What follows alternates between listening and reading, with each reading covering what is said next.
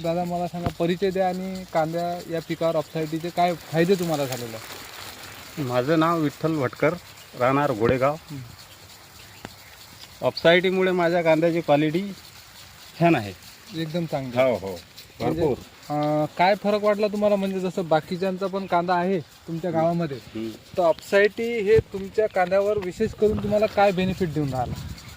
अपसाईटीमुळे quality, वाढ हो, आणि पाण्याचा निचरा हे चांगल्या प्रकारे हे चांगल्या प्रकारे होत आहे. म्हणजे असं म्हणा की बाकीच्या क्षेत्रफळात आणि आपल्या क्षेत्रफळामध्ये विशेष फरक आहे. फरक आहे ना? आहे.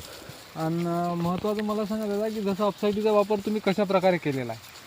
आपण स्प्रेमध्ये केलेला आहे हो, आणि खतामध्ये केलेला आहे. खताला पण लावलं हो. आणि ते खत फेकून दिलं समजा कांद्यावर. फेकून दिलं कांदा. तर आज समजा ग्रीननेस जे आहे हे तो आपल्या खूप कांद्यामध्ये चांगल्या क्वालिटीची आहे. चांगल्या क्वालिटीचा. आणि कुठला रोग आहे का, मर रोग नाही, आलेला नाही, आहे नाही, की काही कुठलाही असं नाही. वाटते का तुम्हाला? नाही, कुठलाही नाही. म्हणजे अपसाईटीमुळे समजा असं म्हणा की आपला कांदा जो एकदम आहे तो निपक आहे हो, असं हो.